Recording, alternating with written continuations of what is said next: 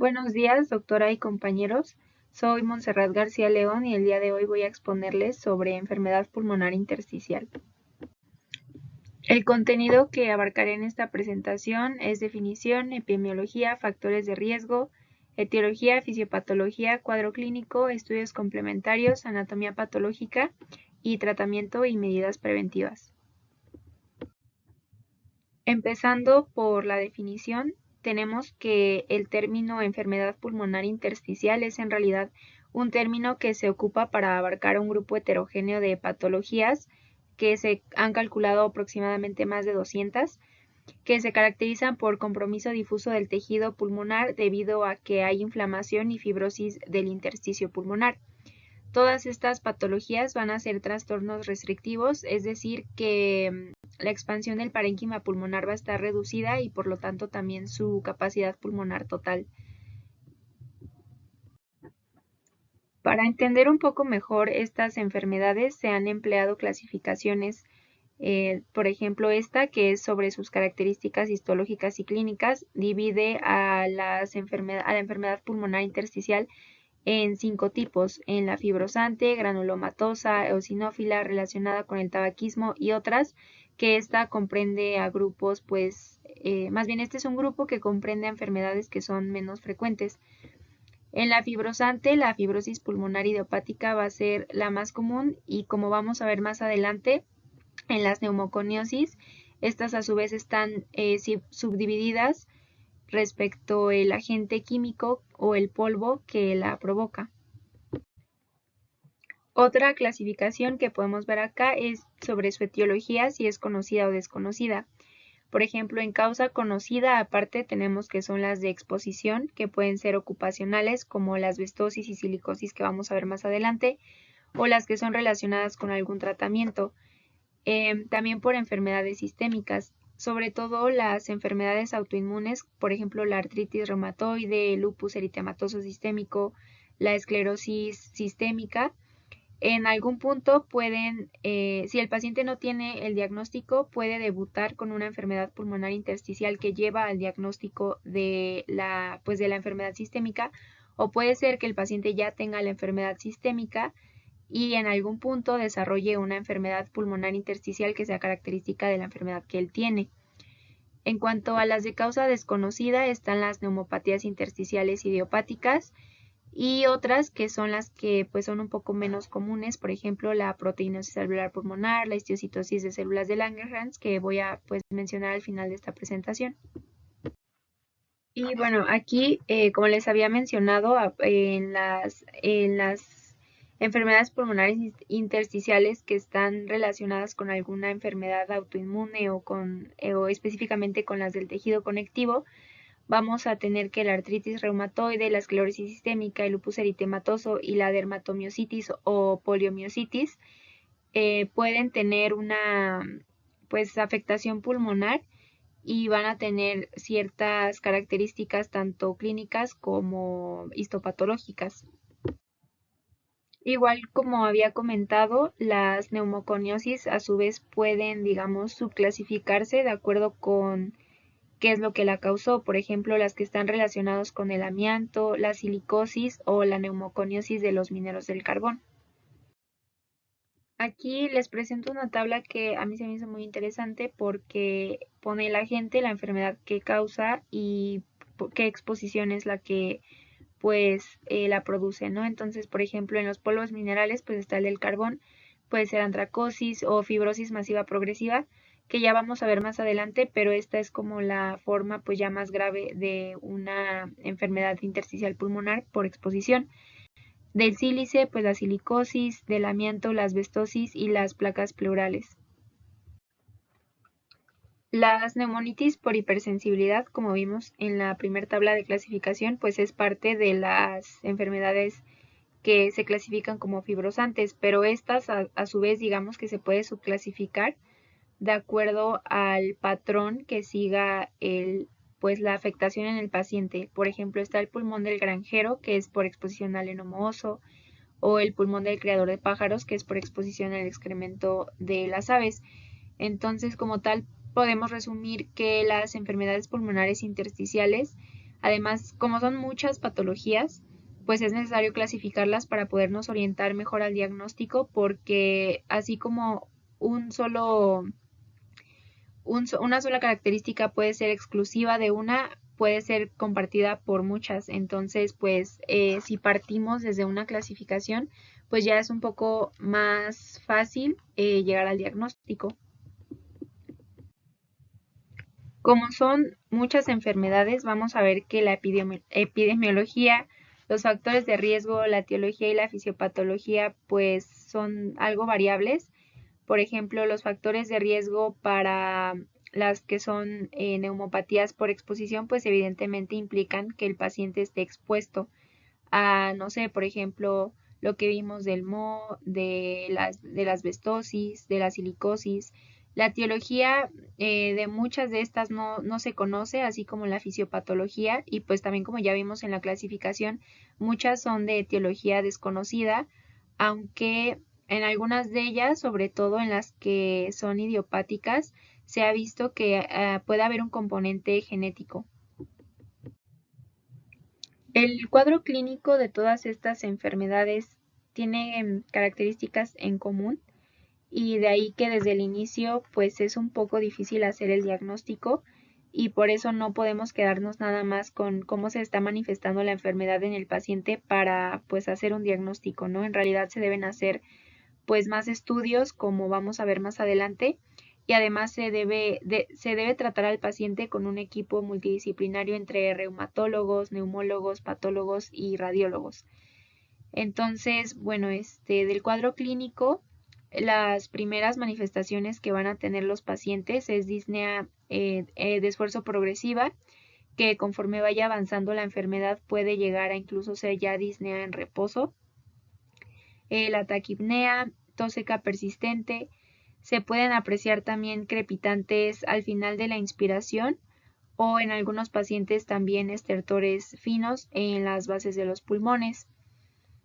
Conforme va avanzando la enfermedad, pues ya estos pacientes van a tener otros signos, por ejemplo, cianosis, debido a que pues la sangre está pues desprovista de oxígeno, los dedos en palillo de tambor o como se conoce acropaquia, que es el engrosamiento de las falanges distales de los dedos, tanto de las manos como de los pies, y es causado sobre todo por las enfermedades cardíacas y pulmonares, y también puede presentar cor pulmonale, que voy a explicar pues en la siguiente diapositiva con una imagen.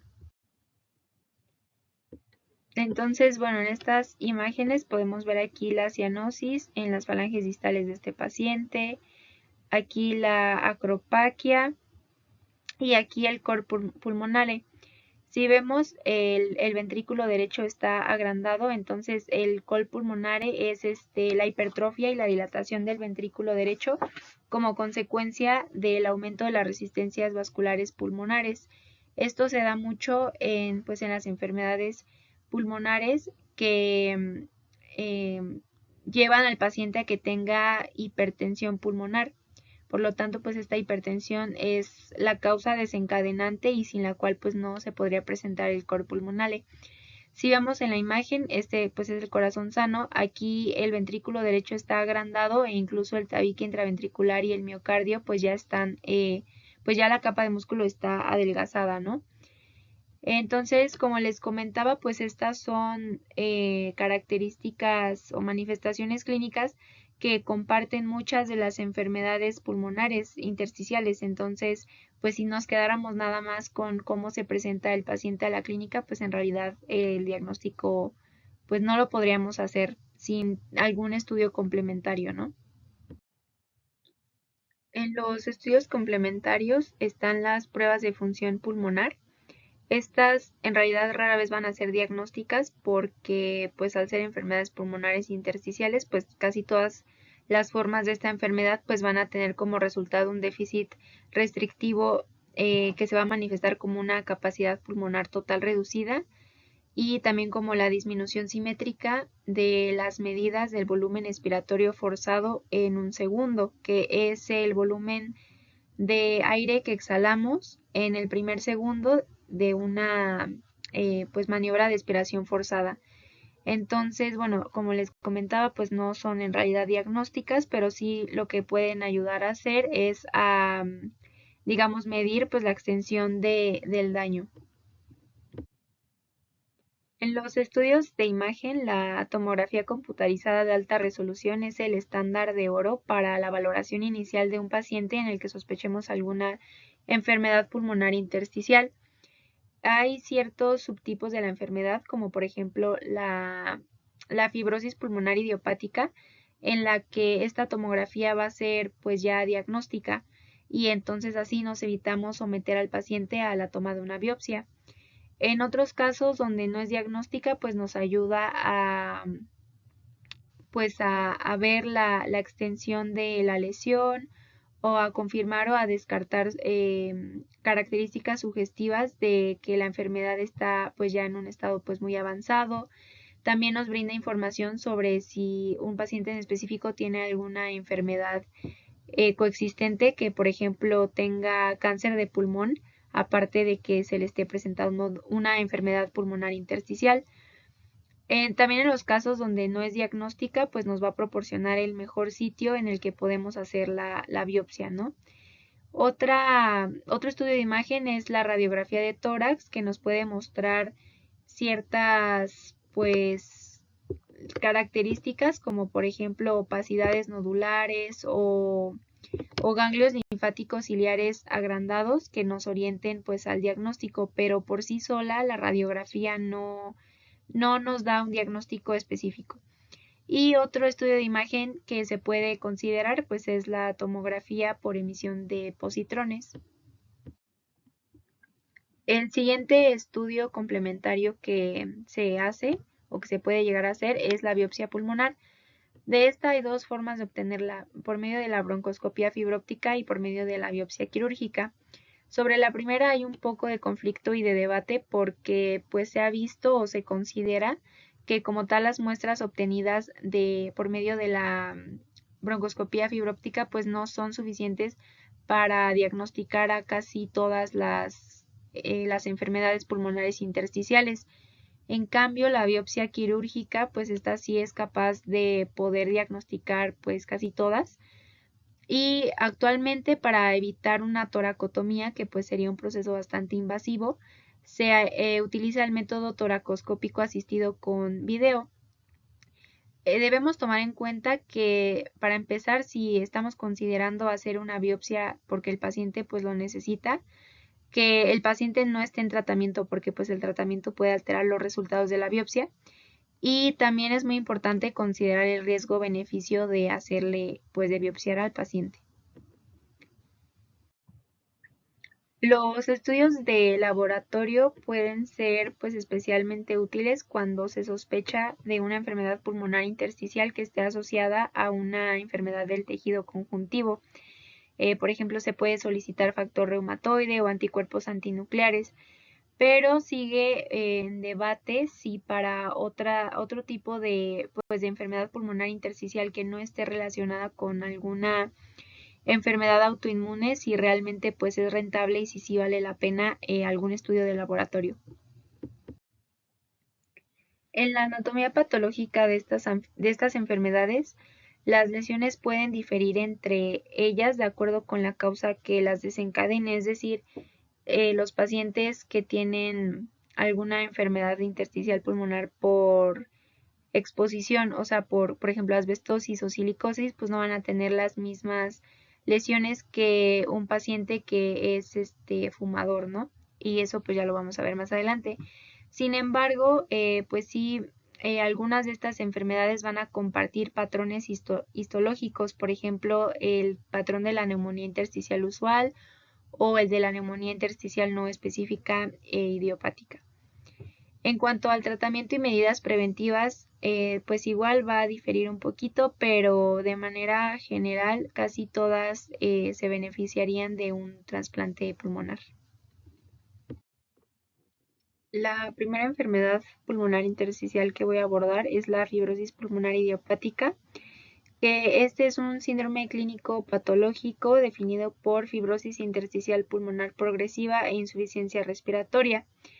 Se va a presentar sobre todo en pacientes que tienen entre 55 y 75 años de edad y la mediana de supervivencia a partir del diagnóstico es de 3.8 años. Sin embargo, pues el pronóstico es impredecible.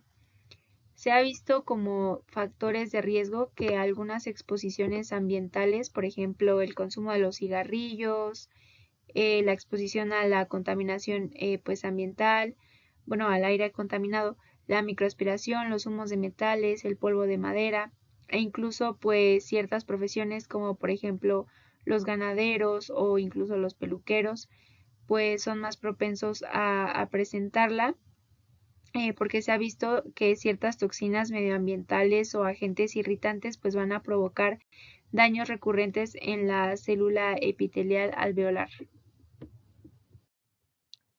Una forma en la que se ha propuesto que los factores de riesgo genéticos y ambientales pueden relacionarse es que hay ciertas personas que tienen pues predisposición genética a sufrir la reparación aberrante de las lesiones repetidas que sufre la célula epitelial como consecuencia justamente de todas estas exposiciones ambientales que comenté hace un momento.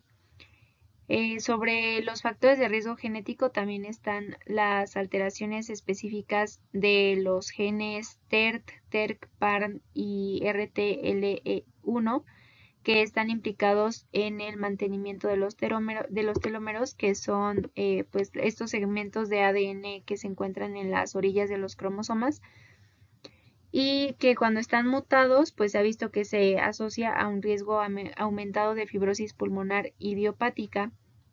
Los telómeros pues van a ser necesarios para prevenir la senescencia celular, que es cuando la célula no se reproduce pero tampoco sufre apoptosis, sino que está pues como en un periodo de pues de latencia.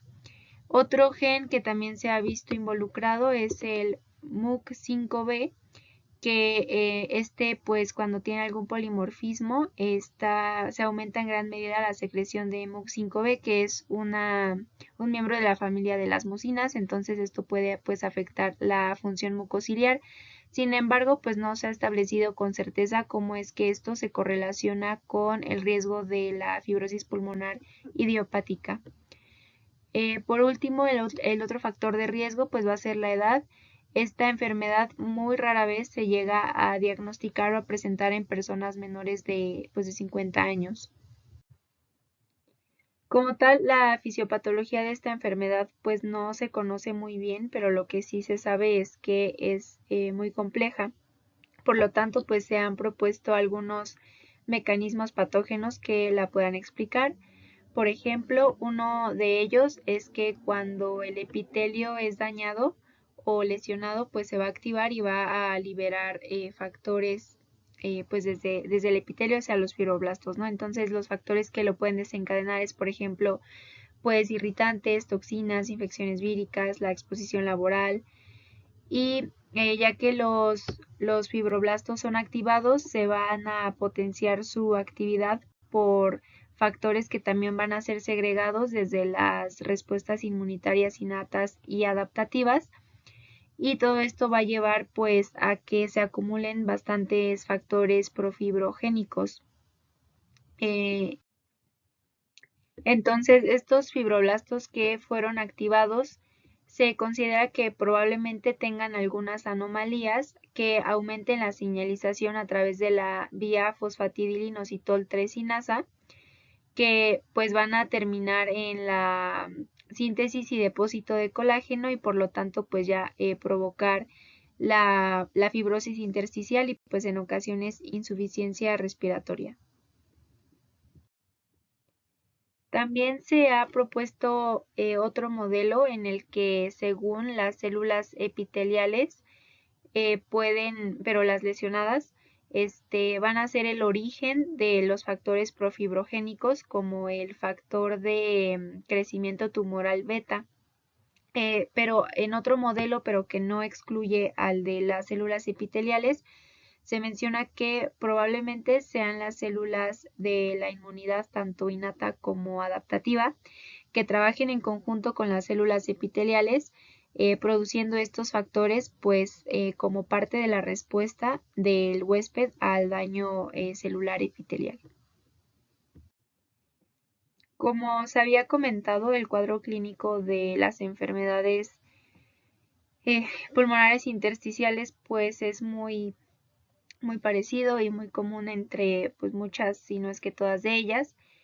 Y una de estas enfermedades que lo comparte pues es justamente la fibrosis pulmonar idiopática, que esta va a ser de inicio insidioso. El paciente presenta disnea durante el esfuerzo, pero esta va a ser pues progresiva y ya en algún punto también va a sentir disnea estando en reposo. Va a tener también tos seca, hipoxia y cianosis, y bueno, esto ya es cuando la enfermedad pues empieza a avanzar más, y los dedos en palillo de tambor o acropaquia. En la tomografía computarizada de alta resolución del tórax en esta enfermedad, vamos a encontrar que los datos clásicos van a ser el predominio basal de posterior de marcas reticulares subpleurales, y en estadios ya más avanzados podemos ver bronquiectasias por tracción, que pues es la dilatación anormal e irreversible de los bronquios que se puede dar en infecciones crónicas o en situaciones de inflamación. Y va a haber cambios en panal de abeja, que son como estos que están aquí a la orilla, que pues reciben su nombre justamente porque asemejan a un panal de abejas. Este conjunto pues de datos es el que se va a denominar patrón de neumonía intersticial habitual, y lo van a compartir pues diferentes enfermedades pulmonares intersticiales, como ya les había comentado. Como había comentado, pues la neumonía intersticial habitual va a ser el patrón histológico de la fibrosis. Además va a haber una fibrosis intersticial parcheada que se va a caracterizar, bueno, que es la característica microscópicamente, y que puede variar dependiendo del progreso de la enfermedad. En las primeras lesiones va a haber focos fibroblásticos que, pues como su nombre lo dice, van a tener una colección considerable de fibroblastos, y con el tiempo estas lesiones se van a volver más fibrosas que celulares, ¿no? Entonces, el patrón de panal de abejas o fibrosis en panal de abeja se forma justamente por la fibrosis densa, que esta fibrosis lo que hace es que destruye la arquitectura alveolar y se van a formar espacios quísticos que van a estar recubiertos por neumocitos tipo 2, pero hiperplásicos, o por epitelio bronquial. Sobre el tratamiento de la fibrosis pulmonar idiopática, se ha demostrado en estos últimos años que el tratamiento antifibrótico es eficaz. Se han usado dos fármacos, uno que es un inhibidor de la tirosina sinasa, que en este caso pues es el nintedanib, y el otro que es un antagonista del factor de crecimiento tumoral beta, que es la pirfenidona. Y pues bueno, estos fármacos han logrado detener o pues ralentizar la progresión de la enfermedad en alrededor del 50%, y por lo tanto constituyen pues el primer tratamiento farmacológico dirigido eficaz. La otra opción de tratamiento es el trasplante pulmonar, que se reserva para los pacientes que ya tienen pues la enfermedad muy avanzada y que aparte cumplen con los criterios para el trasplante. Y pues recordemos que el trasplante pues ya sería el tratamiento definitivo. Hay un poco de controversia sobre el tratamiento de reflujo gastroesofágico. Sin embargo, se recomienda que en aquellos pacientes que tengan el reflujo sintomático se trate con medidas farmacológicas. En cuanto a las medidas preventivas, está no fumar, el uso de oxígeno según las guías y pues también según lo pueda llegar a requerir el paciente, la rehabilitación respiratoria, porque pues no olvidemos que la capacidad pulmonar total de todos estos pacientes pues está disminuida. y así como la vacunación. La siguiente enfermedad pulmonar también está dentro de la clasificación de las enfermedades pulmonares intersticiales fibrosantes y es la neumonía intersticial inespecífica.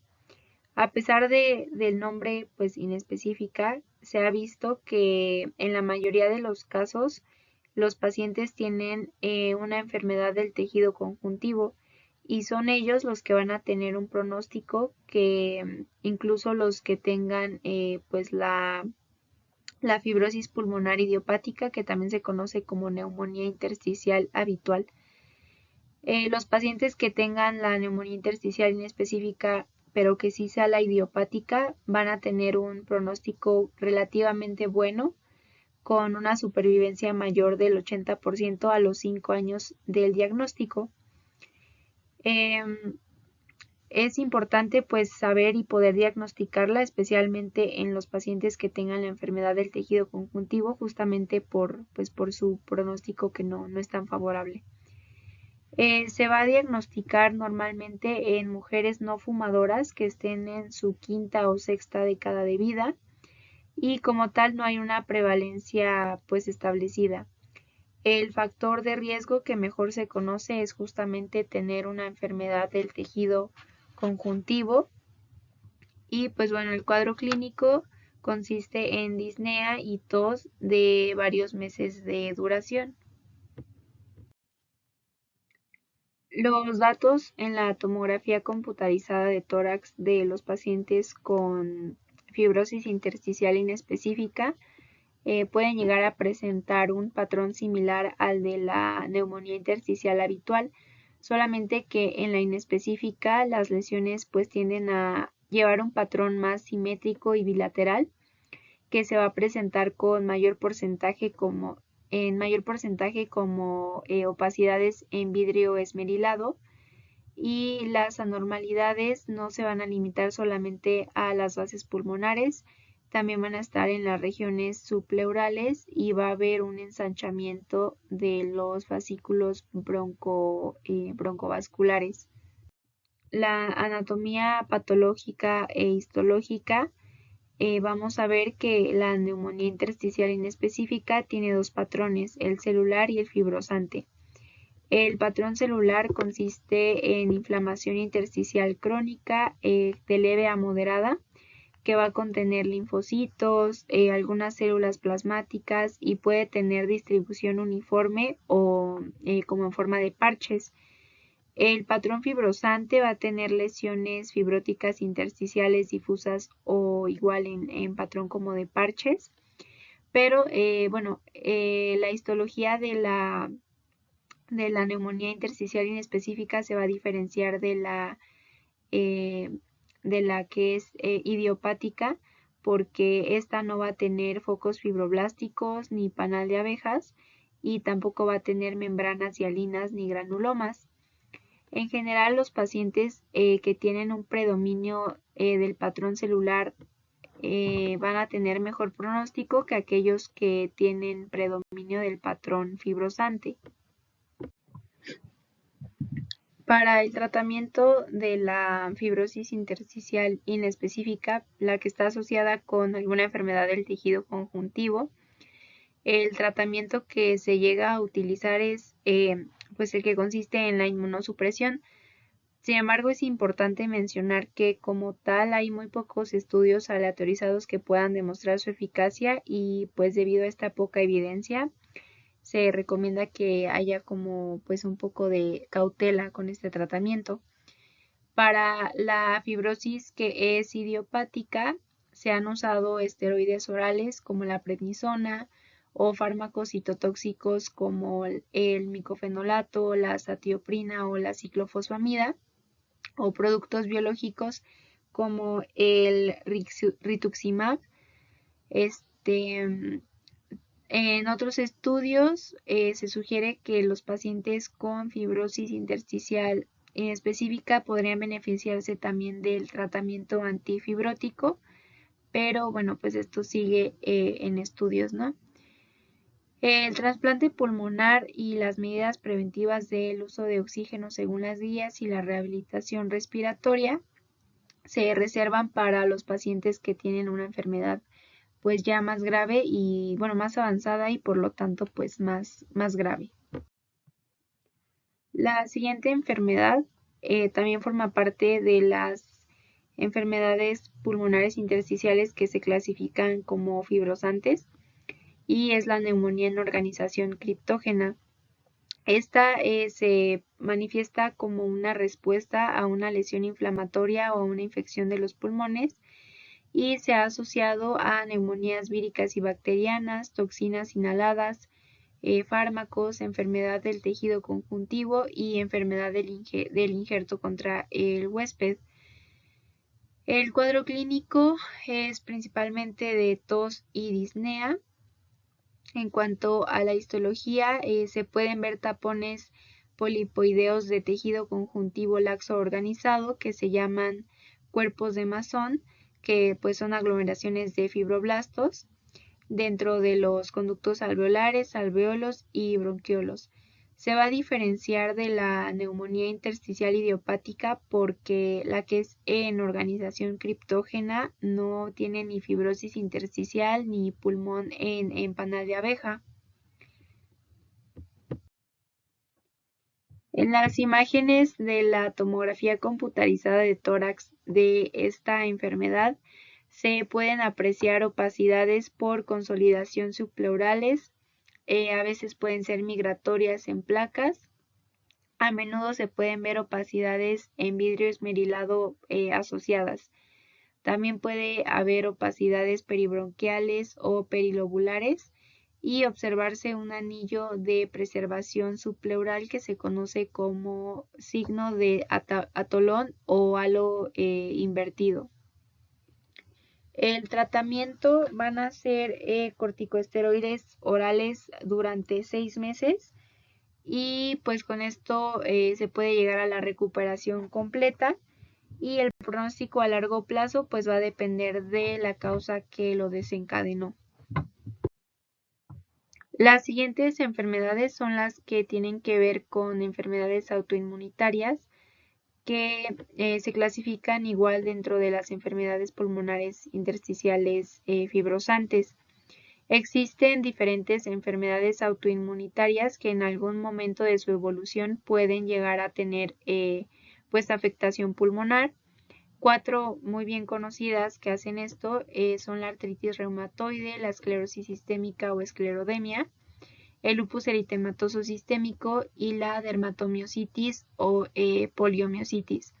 Esta última es un trastorno que se caracteriza por la destrucción y disfunción de los músculos, que está mediado pues por mecanismos inmunitarios y también se llegan a afectar la piel, las articulaciones, el sistema cardiovascular y los pulmones.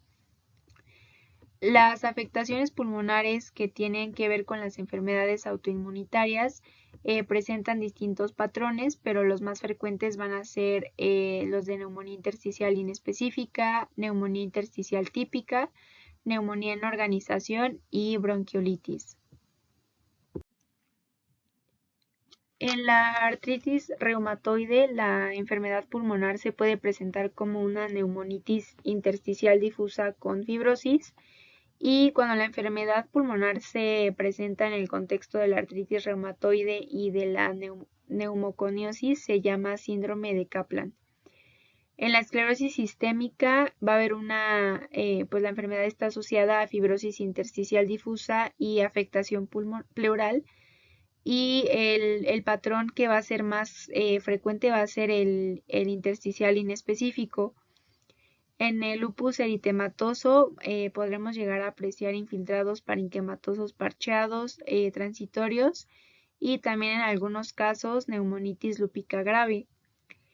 En la dermatomiositis poliomiositis, el 45% de los pacientes que tengan anticuerpos antisintetasa positivos van a tener alguna enfermedad pulmonar intersticial. En esta tabla podemos ver cómo las enfermedades del tejido conectivo se van a relacionar con las enfermedades pulmonares intersticiales, empezando por la prevalencia. En la artritis reumatoide, 40% de los pacientes van a tener una enfermedad clínica que sea compatible con alguna enfermedad pulmonar intersticial y más del 50% de ellos van a tener alteraciones en las imágenes, o sea, en la tomografía computarizada o en la radiografía. En la esclerosis sistémica progresiva, 50% o más de los pacientes van a tener una enfermedad pulmonar intersticial y en las miopatías inflamatorias el porcentaje sube hasta los 78%, o sea, es pues un porcentaje elevado. Que los pacientes tengan la enfermedad del tejido conectivo no significa que ya forzosamente vayan a presentar la enfermedad pulmonar, pero sí hay, o sea, para empezar, el factor de riesgo de que se relaciona la enfermedad del tejido conjuntivo con la pulmonar, y aparte hay otros factores de riesgo que pues tienen su papel, ¿no? Por ejemplo, en la artritis reumatoide, el tabaquismo, y también se ha visto que en aquellos pacientes masculinos que tengan artritis reumatoide es más probable que tengan una enfermedad pulmonar intersticial a las pacientes mujeres que ya tienen el diagnóstico de artritis reumatoide o que aún no lo tienen y que presenten una enfermedad pulmonar intersticial. Aquí en los pacientes con esclerosis sistémica progresiva que tengan anticuerpos antitopoisomerasa y en los que tienen miopatías inflamatorias que tengan anticuerpos antisintetasa. Aquí es donde cuando estábamos viendo los estudios complementarios mencioné que solamente los estudios de laboratorio resultaban pues de cierta manera útiles cuando se trataba de una enfermedad pulmonar intersticial que nosotros sospecháramos que estuviera relacionada con enfermedades del tejido conectivo justamente por estos anticuerpos o por ejemplo por las serologías, ¿no? Por ejemplo el factor reumatoide para la artritis reumatoide o los anticuerpos antinucleares. En el tipo pues de patrón que va a estar más asociado van a predominar pues sobre todo la neumopatía intersticial usual y la neumopatía intersticial no específica idiopática. Y pues bueno, este cuadro puede resumir bien los patrones, los factores de riesgo y también qué tanto se presenta en los pacientes que tienen una enfermedad del tejido conjuntivo. Esta es otra tabla que muestra cómo sería el patrón en imágenes y en la histopatología de estas enfermedades y pues como podemos ver es la tabla pasada con los patrones de fibrosis pulmonar idiopática y de neumonía intersticial no específica idiopática, neumonía intersticial usual.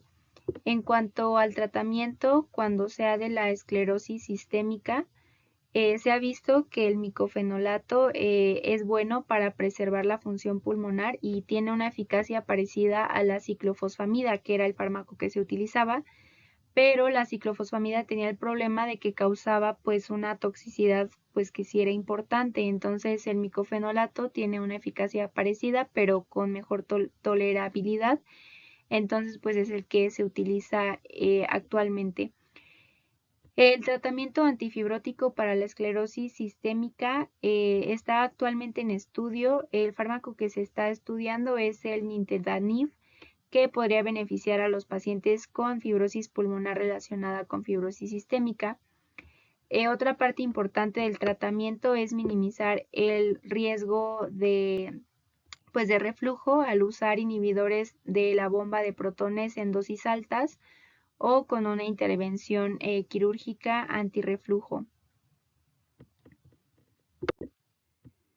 Para la artritis reumatoide, por ejemplo, pues se han usado inmunosupresores como prednisona y citotóxicos como micofenolato, azatioprina, ciclofosfamida e inhibidores de la calcineurina y pues han demostrado un éxito variable.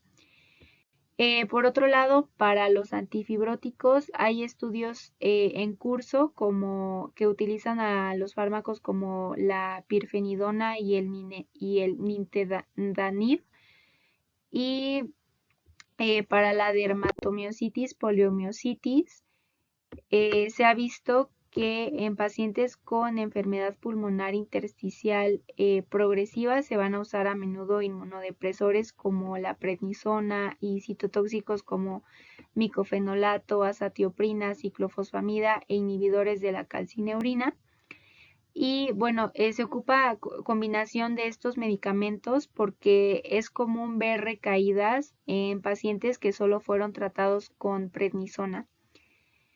De estas tres enfermedades y también de la de lupus eritematoso, el trasplante pulmonar pues va a ser el tratamiento de elección cuando no respondan al tratamiento farmacológico y pues siempre y cuando no haya ninguna contraindicación para el trasplante pulmonar. Las siguientes enfermedades conocidas como neumoconiosis también forman parte de la clasificación de las enfermedades intersticiales pulmonares fibrosantes y estas van a ser enfermedades inducidas por humos, vapores químicos y polvos minerales en los entornos laborales. En la presentación me voy a centrar en las tres más comunes, que son la neumoconiosis de los mineros del carbón, la silicosis y las enfermedades relacionadas con el amianto. Los factores de riesgo descritos son como tal tres, que son el ambiente laboral, la predisposición genética y el tabaquismo. Dentro del ambiente laboral tiene que ver mucho pues las características tanto del entorno como de las partículas. Por ejemplo, la solubilidad y citotoxicidad de las partículas. Las partículas que son más pequeñas pues van a ser de alta solubilidad y por lo tanto producen una lesión pulmonar aguda de inicio rápido. En cambio, las partículas que son más grandes pues como tienen más resistencia a la disolución pues pueden permanecer en el parénquima pulmonar durante más tiempo y tienden a provocar neumoconiosis fibrosante colágena. El otro aspecto pues es la retención del polvo. Esta va a estar determinada por la concentración del aire en el ambiente, por la duración de la exposición y también la eficacia de nuestros mecanismos de limpieza. Por ejemplo, el consumo del cigarro pues tiende a deteriorar el aclaramiento mucociliar, entonces esto pues aumenta la acumulación de polvo en los pulmones y que pues no lo puedan sacar los pacientes.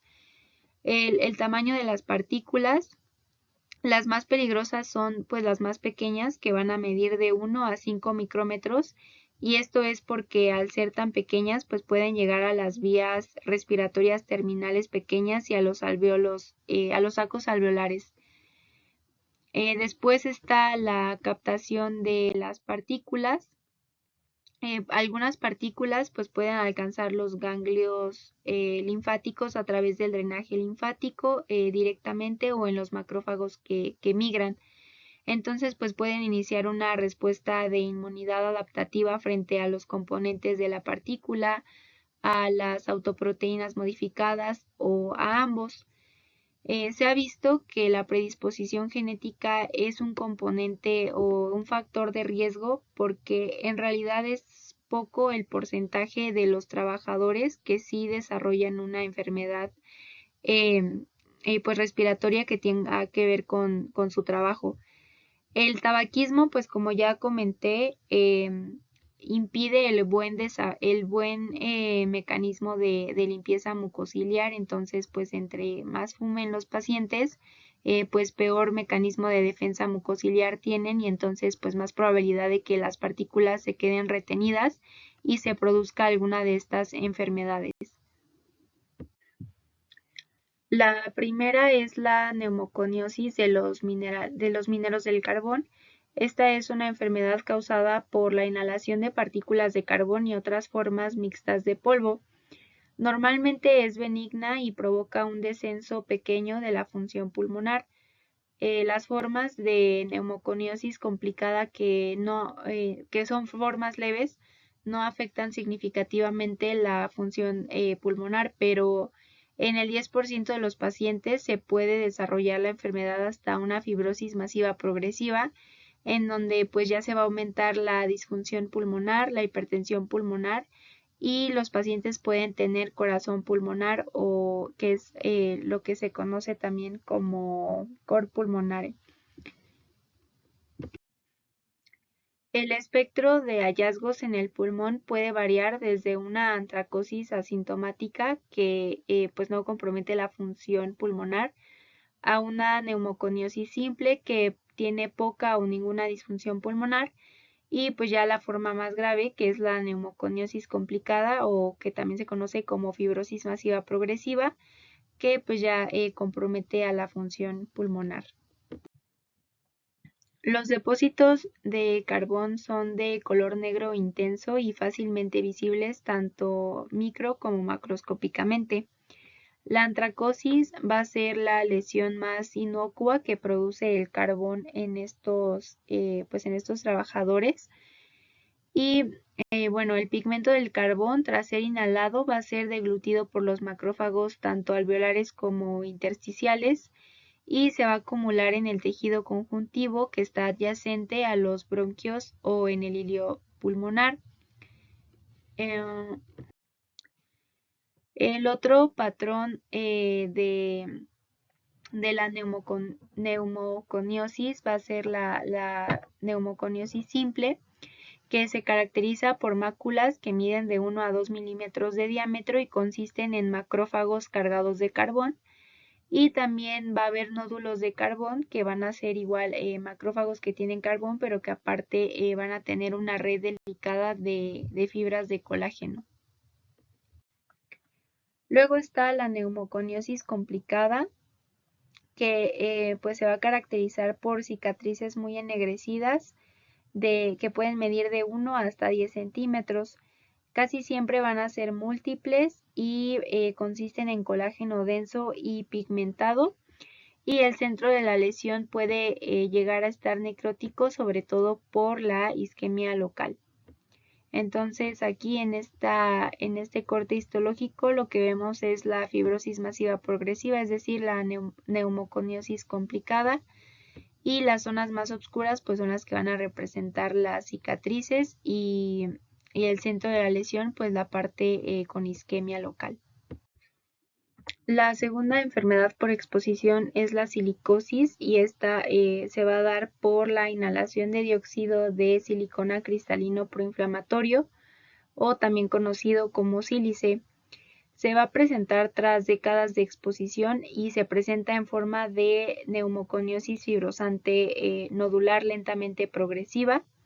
Es una enfermedad, bueno, más bien es la enfermedad laboral crónica más prevalente en el mundo y las personas que tienen mayor riesgo pues de tenerla son las personas afroamericanas respecto a personas caucásicas. El inicio de esta enfermedad puede ser lento y gradual, es decir, que se puede dar de los 10 a los 30 años después de la exposición. Puede ser de inicio acelerado, que es en los primeros 10 años después de la exposición, y puede ser rápido, que es cuando sucede en semanas o meses después, pero este último suele pues ser muy poco frecuente. En la radiografía de tórax vamos a apreciar nodularidad fina en las zonas superiores del pulmón y el paciente, la función pulmonar va a ser normal al principio, pero conforme vaya progresando la enfermedad, pues ya el paciente va a presentar disnea en el momento en que se le desarrolle la fibrosis masiva progresiva. El deterioro de la función pulmonar en realidad es lo que llega a ser muy incapacitante porque la enfermedad mata lentamente, pero el paciente pues va dejando de tener capacidades más que nada por el deterioro de su función pulmonar. El otro punto es que hay mayor riesgo de tuberculosis porque el sílice cristalina inhibe la capacidad de los macrófagos alveolares de destruir a las micobacterias fagocitadas. La patogenia de la silicosis consiste en que la fagocitosis de los cristales de sílice inhalados por parte de los macrófagos va a activar al inflamasoma. Entonces, pues va a liberar mediadores inflamatorios, por ejemplo, la interleucina 1 o la interleucina 18, y esto lleva al reclutamiento de células inflamatorias, pues adicionales, y esto va a activar a los fibroblastos intersticiales, para que posteriormente se dé un depósito de colágeno. En sus primeros estadios, la silicosis presenta macroscópicamente nódulos discretos diminutos que van a ser apenas palpables, de color claro o ennegrecido en ganglios linfáticos ciliares y zonas superiores de los pulmones.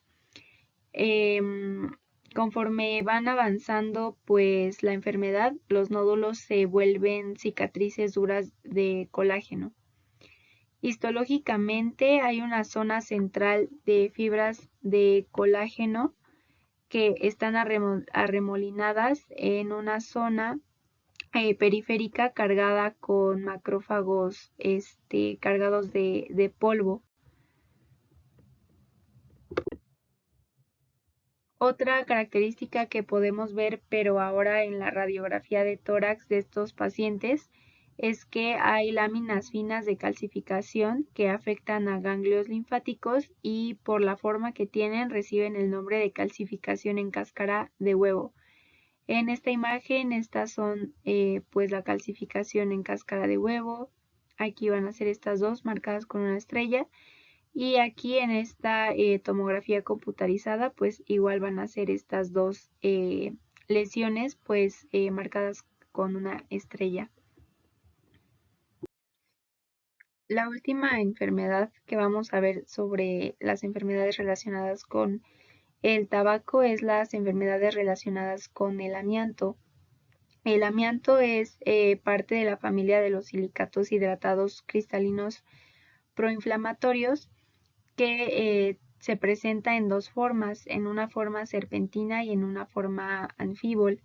El crisotilo, que es pues la serpentina, va a tener una forma más flexible y por lo tanto tiene más probabilidades de que quede impactada en las vías respiratorias superiores y sea eliminada por el mecanismo pues elevador mucociliar. Y aparte, como el crisotilo es más soluble que por ejemplo los anfíboles, pues se va a ir lavando gradualmente del tejido en donde quedó impactado.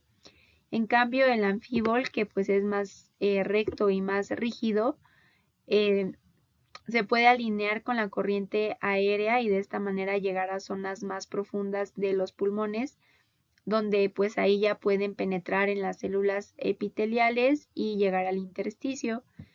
Sin embargo, pues aunque digamos el anfíbol sea más pues propenso a que se quede atrapado, debemos tomar en cuenta que ambas formas, tanto la serpentina como el anfíbol, van a ser formas fibrogénicas, es decir, ambas pueden pues producir la fibrosis. Un factor de riesgo, además de la exposición al amianto, va a ser el tabaquismo. Como ya había dicho antes, el tabaquismo pues interfiere con el buen funcionamiento del aclaramiento mucociliar. Entonces, si este aclaramiento pues no se da de manera correcta y las partículas se quedan atoradas, va a haber un riesgo de carcinoma de pulmón 55 veces más en aquellos pacientes que, pues además de tener la exposición al amianto, tengan, pues, o bueno, fumen mucho. Las características clínicas normalmente aparecen después de 20 a 30 años de la exposición y lo que aparece primero casi siempre va a ser la disnea. Primero aparece solamente cuando el paciente está haciendo ejercicio, pero puede progresar a que tenga disnea incluso estando en reposo. En una radiografía de tórax podemos ver densidades lineales irregulares, en particular en ambos lóbulos inferiores. Y cuando la neumoconiosis avanza, se va a desarrollar el patrón en panel de abeja. La enfermedad puede estar sin cambios o evolucionar a insuficiencia respiratoria, corazón pulmonar y pues al final la muerte. Y también estos pacientes presentan placas pleurales que pues en general son asintomáticas. En esta imagen podemos ver las densidades lineales que justamente predominan en los segmentos inferiores de los pulmones.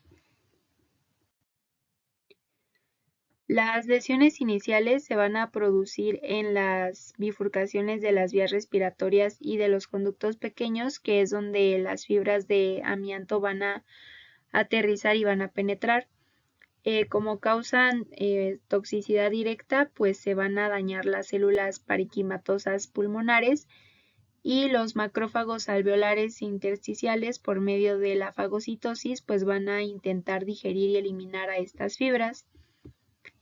Pero pues el depósito a largo plazo de las fibras y la liberación persistente de factores proinflamatorios y mediadores fibrogénicos que se liberan por la activación del inflamosoma, pues van a hacer que, por ejemplo, las especies reactivas de oxígeno, proteasas, citocinas y factores de crecimiento, pues provoquen la inflamación pulmonar intersticial generalizada y también la fibrosis. La asbestosis se caracteriza por fibrosis pulmonar intersticial con cuerpos de amianto que se ven como un tipo de bastón como de color marrón dorado y van a aparecer cuando pues los macrófagos fagocitan las fibras de amianto. La asbestosis inicia como fibrosis alrededor de los bronquiolos respiratorios y los conductos alveolares y se extiende afectando a los sacos alveolares y los alvéolos adyacentes. El patrón de fibrosis va a ser similar desde el punto de vista histopatológico al que se observa en la fibrosis intersticial habitual, porque va a tener focos fibroblásticos y grados variables de fibrosis. La afectación de la asbestosis pues va a comenzar en los lóbulos inferiores y subpleurales, y los lóbulos medio y superior de los pulmones se van a ir afectando pues conforme vaya avanzando la fibrosis. Las placas pleurales son la manifestación más frecuente de la exposición al amianto. Van a ser placas bien delimitadas de colágeno denso que en muchas ocasiones pues van a estar calcificadas. Se van a desarrollar sobre todo en las caras anterior y posterolateral de la pleura parietal y sobre las cúpulas del diafragma. Ahora vamos a pasar con las enfermedades granulomatosas. La primera enfermedad granulomatosa es la sarcoidosis. Esta va a ser una enfermedad sistémica de origen desconocido y vamos a llegar a su diagnóstico básicamente por medio de pues, la exclusión. Tiene presentaciones clínicas variables, pero las más frecuentes van a ser la linfadenopatía iliar bilateral y la afectación del parénquima pulmonar. La gran mayoría de los pacientes van a solicitar pues atención médica por anomalías respiratorias como disnea, tos, dolor torácico y hemoptisis, o por la aparición de signos y síntomas generales de inicio insidioso, por ejemplo, cansancio, fiebre, pérdida de peso, anorexia, sudores nocturnos. Sigue una evolución impredecible. Por ejemplo, 65 a 70% de los pacientes se van a curar, pero van a tener manifestaciones residuales mínimas o nulas. 20% van a quedar con afectación pulmonar o también pérdida de la visión, pero es una pérdida pues gradual. O del 10 al 15% van a morir, ya sea por daño cardíaco o también por fallo en el sistema nervioso central, pero se ha visto que la mayoría muere por fibrosis pulmonar progresiva y por corazón pulmonar. En cuanto a la epidemiología, es más común en adultos menores de 40 años, sin embargo se puede presentar en cualquier grupo de edad. La prevalencia es mayor en las mujeres y es poco frecuente en chinos y en procedentes del sudeste asiático.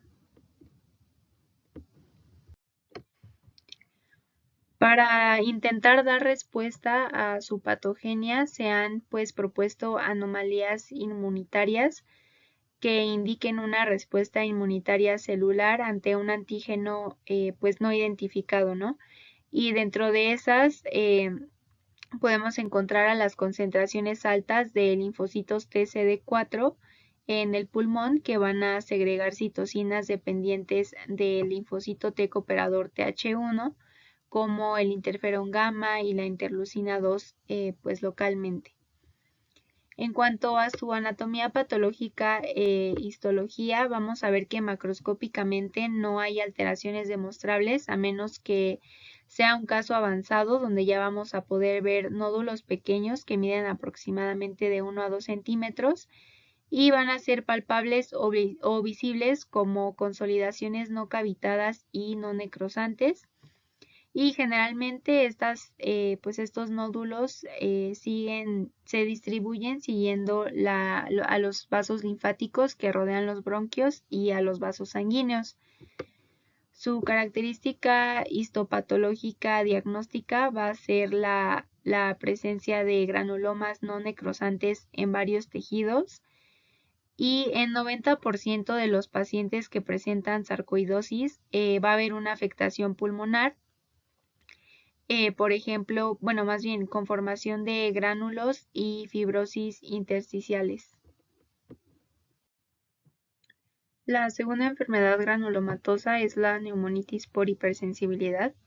Estos son trastornos pulmonares de mecanismo inmunitario causados por exposición intensa y prolongada a antígenos orgánicos inhalados. Va a haber una sensibilidad anómala o una reacción potenciada al antígeno que va a causar cambios anatomopatológicos que van a afectar a las paredes alveolares. Tiende a progresar a una enfermedad pulmonar fibrótica crónica grave, pero que puede evitarse si se retira el agente medioambiental. Lo habitual es que la hipersensibilidad sea consecuencia de la inhalación de polvo orgánico que tiene, por ejemplo, antígenos formados por esporas de bacterias termófilas, hongos, proteínas animales o productos bacterianos. Las crisis agudas consisten en fiebre, disnea, tos y leucocitosis. En la radiografía de tórax podemos ver infiltrados intersticiales nodulares. Y las pruebas de función pulmonar pues van a mostrar un trastorno restrictivo agudo.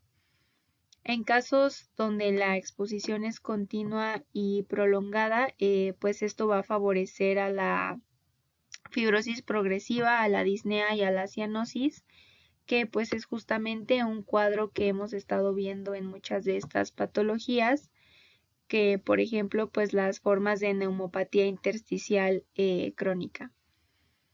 De esta neumonitis por hipersensibilidad podemos encontrar a la que se conoce como pulmón del granjero, que es por la exposición al heno húmedo y caliente recién cortado, que permite la proliferación de las esporas de los actinomicetos termófilos. El otro es el pulmón del criador de palomas, que se debe a la exposición de proteínas del suero, excretas o plumas de las aves.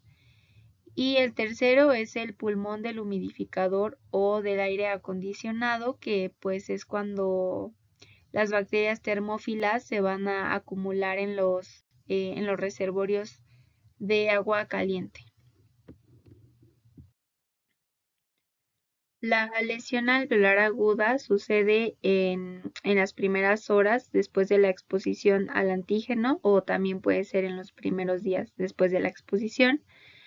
Y los cambios subagudos van a suceder en los bronquiolos. Estos cambios comprenden o incluyen a la neumonitis intersticial, linfocitos, células plasmáticas, macrófagos y granulomas no necrosantes.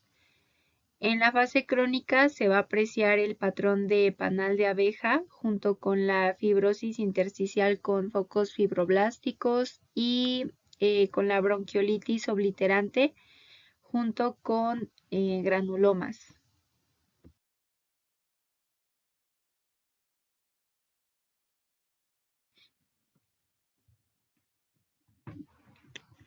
La neumonía intersticial descamativa es una de las enfermedades pulmonares intersticiales asociadas al tabaquismo. Esta aparece en la cuarta o quinta década de vida y actualmente la prevalencia es igual en hombres y en mujeres.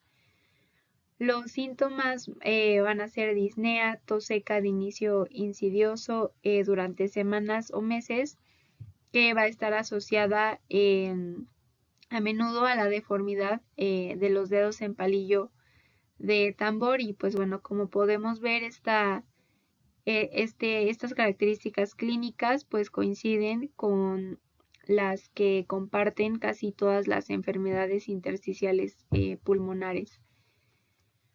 Las pruebas funcionales de estos pacientes pues de sus pulmones van a mostrar una anomalía restrictiva ligera y una disminución moderada en su capacidad de difusión. En cuanto a su evolución, pues es muy buena porque responden muy bien a corticosteroides y más si esto está pues apoyado con el abandono del tabaquismo. Muy rara vez, pero pues sí puede llegar a pasar que la evolución sea hacia una fibrosis intersticial. En la anatomía patológica va a tener algo muy característico que son los macrófagos del fumador, que se le dice así a la acumulación de los macrófagos que tienen un citoplasma abundante con un pigmento marrón purulento en los espacios aéreos. Los tabiques alveolares van a estar engrosados por un infiltrado inflamatorio escaso de leucocitos, linfocitos, células plasmáticas y eosinófilos ocasionales. Los tabiques aparte están revestidos por neumocitos cúbicos y aumentados de tamaño. En algunas ocasiones, como les comenté, pues puede progresar a fibrosis intersticial. Sin embargo, pues esta en la mayoría de las veces es leve y suele haber enfisema. La segunda enfermedad relacionada con las enfermedades pulmonares intersticiales asociadas al tabaquismo es la enfermedad pulmonar intersticial asociada a bronquiolitis. Pues es un término que se va a utilizar en pacientes que desarrollen síntomas pulmonares significativos, anomalías de la función pulmonar y anomalías en los estudios de imagen. Se presenta en el en la cuarta o quinta década de vida, especialmente pues en los fumadores que lleven un cálculo de 30 paquetes por año. Los síntomas son leves e incluyen disnea y tos seca de inicio gradual. Y pues se ha visto que la evolución del cuadro mejora bastante cuando el paciente pues opta por abandonar el tabaquismo. Sin embargo, pues esto requiere una terapia cognitivo-conductual. En la anatomía patológica e histología, pues al igual que en la enfermedad asociada al tabaquismo pasada, van a encontrarse los macrófagos del fumador, nada más que en esta enfermedad va a variar un poco la localización. Como ya habíamos comentado, pues los macrófagos del fumador van a ser justamente estos agregados de macrófagos que van a tener un pigmento marrón purulento Y bueno, en el caso de esta enfermedad se van a encontrar en los bronquios respiratorios, en los conductos alveolares y en los espacios peribronquiolares. Va a haber un infiltrado parcheado submucoso y peribronquiolar que expande a los tabiques alveolares continuos, y también va a haber un infiltrado de linfocitos y histocitos. Ahora pasaremos con las enfermedades poco comunes. Voy a explicar 4, que son la eosinofilia pulmonar, la histiocytosis de células de Langerhans pulmonar, la proteinosis alveolar pulmonar y los trastornos por disfunción del surfactante. En la eosinofilia pulmonar se va a caracterizar por un infiltrado de eosinófilos y se puede dividir en 3 categorías: la neumonía eosinófila aguda con insuficiencia respiratoria, que pues es una enfermedad aguda de etiología desconocida. La eosinofilia secundaria se presenta en las infecciones parasitarias, micóticas y bacterianas, en neumonitis de hipersensibilidad y también en las alergias a los fármacos. Y la neumonía eosinófila crónica idiopática, esta pues se va a diagnosticar cuando ya se excluyeron otras causas de eosinofilia pulmonar. Después está la histiocytosis de células de Langerhans pulmonar. Se caracteriza por colecciones focales de estas células, que pues estas lesiones van a evolucionar y van a cicatrizar, y pues bueno, van a tener un mecanismo de daño hacia las vías respiratorias y en los alvéolos. En esta enfermedad, el 90% de los pacientes que la padecen son fumadores pues relativamente jóvenes o exfumadores, y se ha visto que tienen una mejoría cuando se deja de fumar. Entonces se tiene pues la teoría de que este tipo de enfermedad intersticial pulmonar pues podría ser un tipo de reacción inflamatoria. Después está la proteinosis alveolar pulmonar, que se debe a un defecto en la función de los macrófagos alveolares por una deficiencia en la señalización del factor estimulante de colonias de los granulocitos macrófagos, y pues esta deficiencia provoca que se acumule el surfactante en los espacios intraalveolares y en los bronquiolares. Hay 3 tipos de esta enfermedad. Una es la proteinosis autoinmunitaria, que es cuando anticuerpos se van a unir y neutralizar a la función del factor de crecimiento de colonias de los granulocitos y macrófagos. La segunda es la que es una proteinosis secundaria, que se va a asociar con trastornos hematopoyéticos, malignos, inmunodeficiencias o intolerancia a la proteína lisinúrica, y también a procesos como silicosis aguda y otros síndromes por inhalación. Y la tercera es una proteinosis hereditaria, que se presenta en los recién nacidos por mutaciones de pérdida de función en los genes que codifican para el factor estimulante de colonias de los granulocitos macrófagos o para el receptor de este mismo factor estimulante. Las últimas enfermedades son los trastornos por disfunción del surfactante, que son causadas por varias mutaciones de los genes que codifican a las proteínas implicadas ya sea en el transporte o en la secreción del surfactante. Se han descrito 3 genes. El primero es el gen ABCA3, que cuando este gen falla, los recién nacidos mueren en los primeros meses de vida porque tienen una insuficiencia respiratoria pues rápidamente progresiva. El segundo gen, que es el gen que codifica la proteína C del surfactante, tiene una evolución muy variable, Y el tercer gen, que es el gen que codifica la proteína B del surfactante, esta variación de la mutación va a aparecer en lactantes a término que desarrollan dificultad respiratoria progresiva poco después del nacimiento y van a morir entre los 3 y los 6 meses de edad, a menos que logren recibir un trasplante pulmonar. Por mi parte, esto sería todo sobre enfermedades pulmonares intersticiales y muchas gracias por su atención. Y estas fueron mis referencias bibliográficas para la elaboración de esta presentación.